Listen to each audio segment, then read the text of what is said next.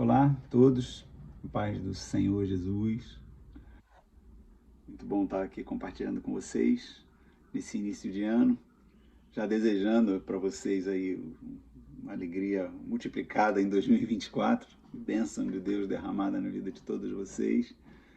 Eu estou aqui para conversar com vocês sobre um texto, um tema da célula dessa semana, né, específica. O tema da célula é sobre o Salmo 1, né, essa abordagem que a gente gostaria de dar sobre o livro de Salmos. E eu quero compartilhar um pouquinho da minha reflexão sobre esse salmo. Ele é rico, ele tem muito mais do que eu seria capaz de falar, mas eu tirei algumas coisas que são essências para mim de imediato e compartilhar com vocês para enriquecer no momento da edificação lá no pequeno grupo com seus irmãos e irmãs, né, amigos e tudo mais. Eu vou começar lendo o Salmo 1. Aqui o salmista escreve assim: Bem-aventurado o homem que não anda no conselho dos ímpios, não se detém no caminho dos pecadores, nem se assenta na roda dos escarnecedores. Antes o seu prazer está na lei do Senhor, e na sua lei medita de dia e de noite. Ele é como árvore plantada junto à corrente de águas, que no devido tempo dá o seu fruto, e cuja folhagem não murcha, e tudo quanto ele faz será bem-sucedido. Os ímpios não são assim, são, porém, como a palha que o vento dispersa. Por isso, os perversos não prevalecerão no juízo, nem os pecadores na congregação dos justos. Pois o Senhor conhece o caminho dos justos, mas o caminho dos ímpios perecerá. Como eu disse, esse texto é muito rico, né? Ele tem várias nuances, vários ensinamentos, várias implicações na nossa vida, né? Várias palavras ou momentos que nos induzem a decisões, a posicionamentos, né? Então esse texto é realmente bem rico. Minha mãe me ensinou a decorar esse salmo, me fez decorar esse salmo quando eu era garota. Um deles, né? A punição da minha mãe às vezes era: vai decorar esse salmo.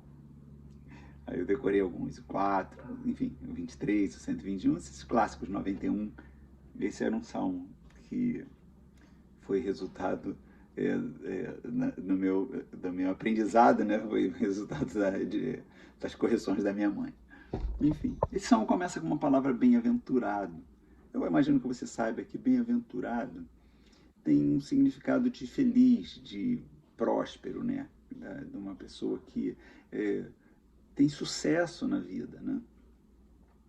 E sempre quando a gente vê essa expressão bem-aventurado, a gente pensa assim: a pessoa que faz isso vai ser feliz, vai ser alegre, né? Vai receber como recompensa uma satisfação e tal.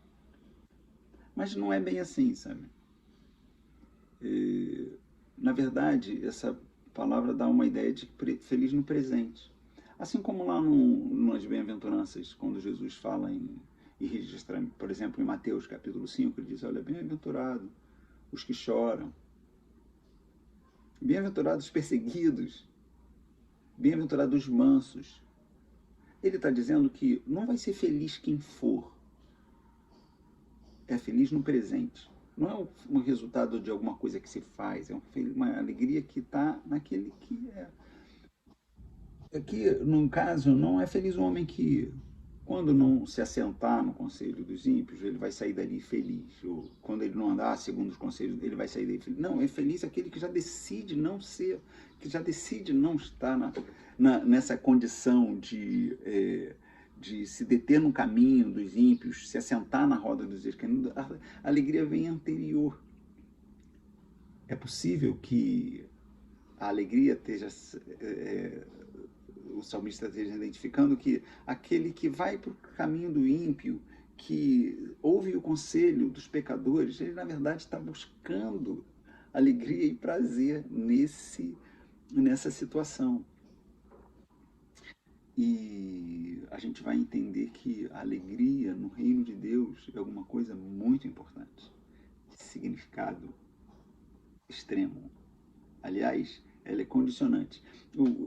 Romanos capítulo 14, versículo 17 diz, olha, o reino de Deus não é comida nem bebida. É o que a gente poderia dizer que até no mais básico de necessidades humanas, né? Não, mas é justiça, paz e alegria no espírito. Então, a alegria é uma coisa inerente ao reino de Deus. A alegria é uma coisa que é da nossa essência. Lá em Filipenses 4:4 diz, olha, alegrem-se no Senhor. O Paulo repete, olha, eu não me canso de dizer, eu sei que está sendo repetido, mas porque a alegria é alguma coisa da nossa essência. A gente vai descobrir que sem alegria a gente não caminha, né? Talvez o erro da gente seja buscar alegria em lugares indevidos, de forma indevida.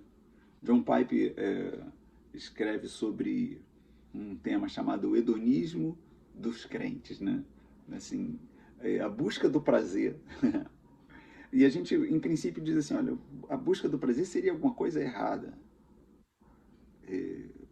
Segundo John Piper, e eu acredito que ele tenha alguma razão nesse aspecto, a dificuldade está em buscar o prazer naquilo que não traz prazer, ou aquilo que é o engano, ou seja, buscar o prazer naquilo que não é Deus.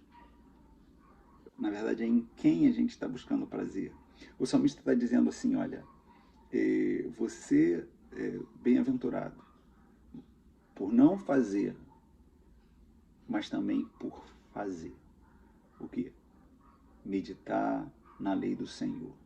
Tem o seu prazer na lei do Senhor. Então, a alegria tem que ser buscada, o prazer tem que ser buscado na lei do Senhor, no Senhor.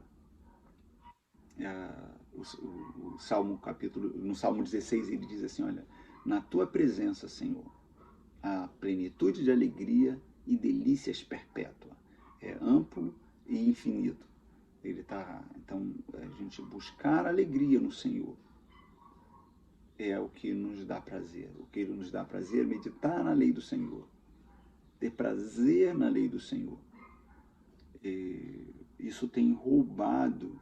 Muitas vezes a gente imagina que uma pessoa, por exemplo, que para num bar para se embriagar, ela não está querendo destruir exatamente a sua vida. Ela está buscando prazer ou alegria em algum lugar que não pode dar prazer. Assim como aqueles que se dedicam, ou se jogam, se debruçam em outros prazeres enganosos. Então, o prazer precisa estar na lei do Senhor.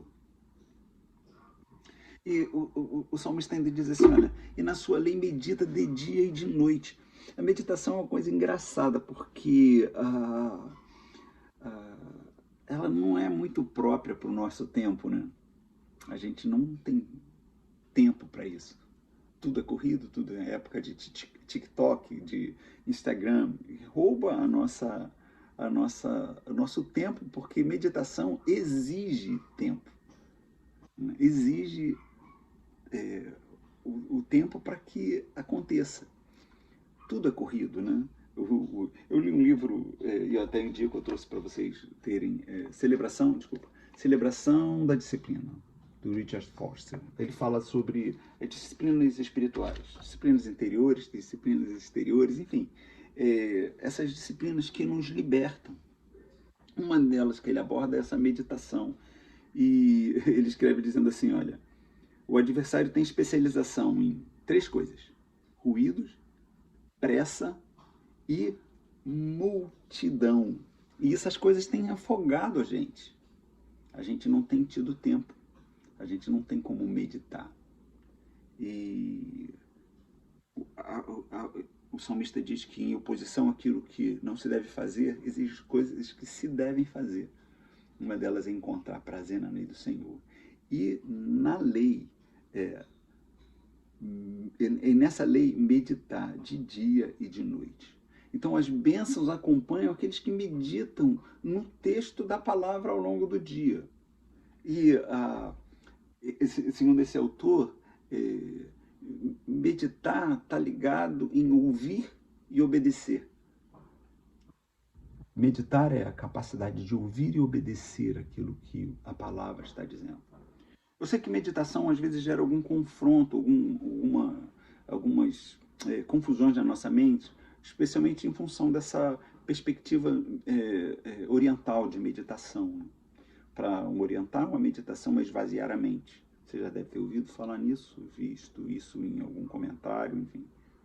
Mas para a meditação do crente, é encher a mente com coisas saudáveis, adequadas. Né?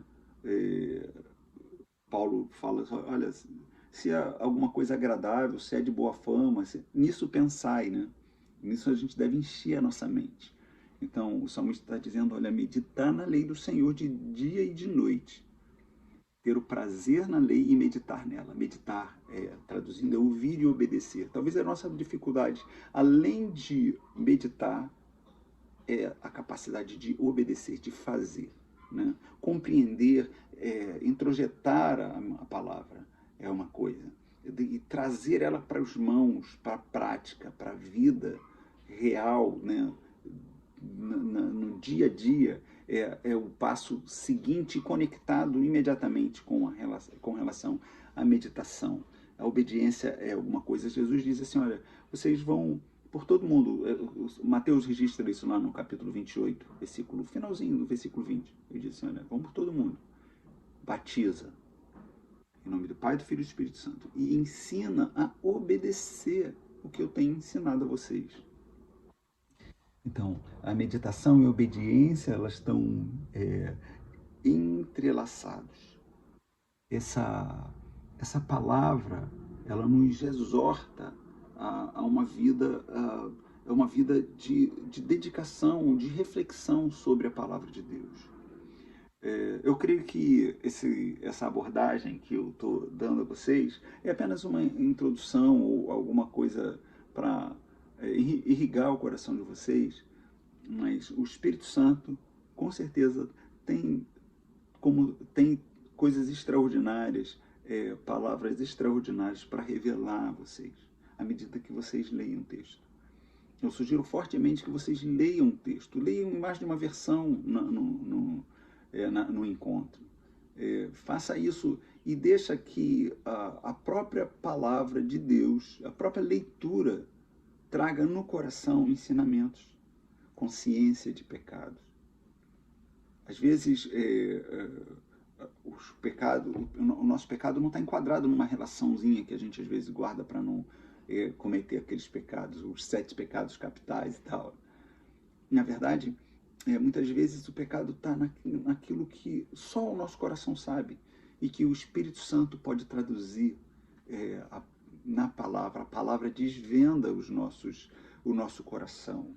A palavra desvenda a nossa alma e traz à luz e gera convicção de pecados apenas na leitura da palavra. Então, a minha proposta nessa pequeno explanar aqui é incentivar vocês, principalmente, a ler o texto e deixar que o Espírito Santo irrigue o coração de vocês, trazendo consciência de pecado, trazendo direção para onde você precisa caminhar, corrigindo a rota e edificando, trazendo algo que te ponha para sonhar, para antever, para buscar que esses desafios que Deus pode estar trazendo apenas na leitura do texto seja compartilhado no meio de vocês.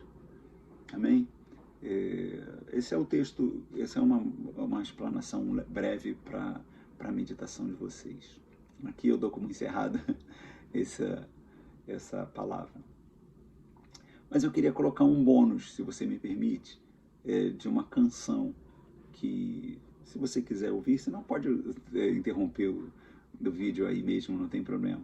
E eu vou compartilhar com vocês uma canção, tá bom? Só um instante.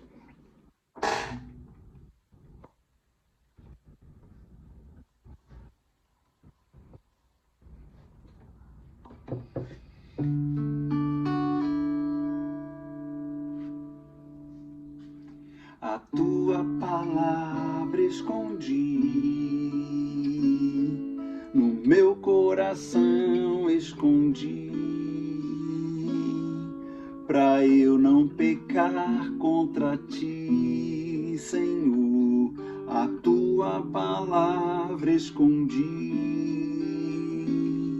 Minhas vestes no sangue lavei, e das tuas águas bebi, pra ser uma oferta agradável a ti, minha vida a ti consagrei. Meus dons e talentos são pra te servir, meus dons preciosos são teus.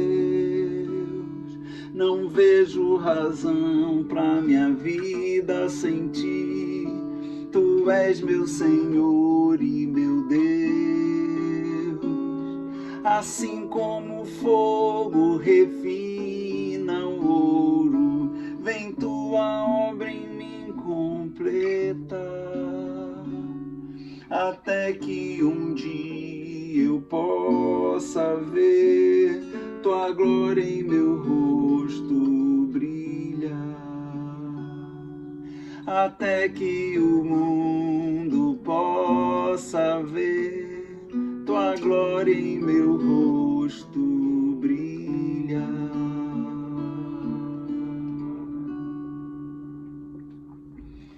Amém. Deus abençoe vocês.